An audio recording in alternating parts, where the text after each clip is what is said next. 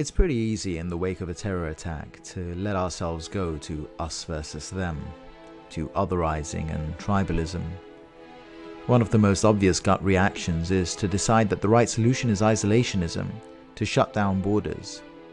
I hear a lot about how what's happening in Europe at the moment is all because of the EU's policy on refugees, and how refusing to let them enter our countries is a step in the right direction. And I won't lie, whenever I'm in the midst of hearing about a new terror attack, I have that instinct. I do, and then, fortunately, I think rationally for a second and realize that's not the humane or even the correct way to feel about this. I want to tell you a story about closed borders. It's a real-life story that happened today on the 4th of June, but in 1939. It's about a German ocean liner called the MS St. Louis. That year, in late spring, the MS St. Louis set sail from Hamburg in Germany, destination Cuba. It wasn't one of its usual voyages. And what was unusual were its passengers. Not tourists, but Jewish refugees. Over 900 of them, fleeing persecution in Nazi Germany. The accounts say that the voyage to Cuba was like a celebration.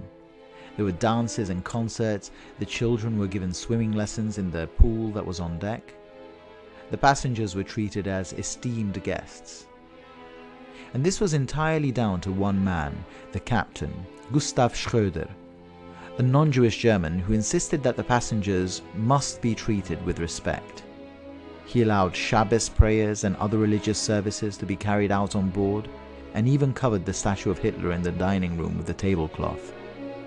And he did all this at great risk, as it was clear that this would be viewed very unfavorably by the ruling party back home. When the ship finally arrived in Cuba, things turned south. The ship was denied entry into Havana's port, and a week-long negotiation began with the Cuban government, which was refusing to accept the refugees, because they had changed the visa laws just recently, and they had retroactively invalidated the visas that the Jewish passengers held. Their paperwork was garbage. Demoralized, the MS St. Louis now set sail for that land of opportunity, the United States. And on the 4th of June, they arrived near the coast of Florida. But the then Secretary of State advised President Roosevelt to refuse entry to the Jews. That Secretary of State was Cordell Hull, who later won the Nobel Peace Prize and was hailed as the father of the United Nations. Captain Schröder tried to skirt the coast of Florida, allowing the refugees to reach land, but Coast Guards predicted the maneuver and shadowed the cruiser, getting in the way of this escamotage. The refugees were ultimately denied entry into the United States, and so the MS St. Louis set sail back to Europe in search of a safe haven. The captain, Gustav Schröder, heroically refused to bring the ship back to Germany until all the Jews had found a place to settle. In the end, the UK took in just under 300 of the 900 refugees on board, and about 200 were taken by each of France, Belgium, and the Netherlands. But all was not well, because later that year, Germany invaded Poland, and in 1940, it took France, Belgium, and the Netherlands.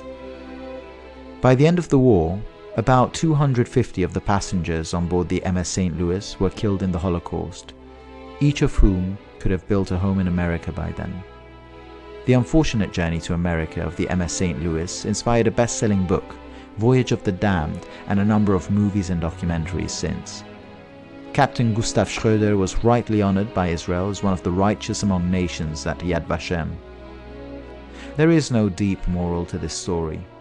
We're all just trying to stay alive and build the conditions for a safer and more peaceful life.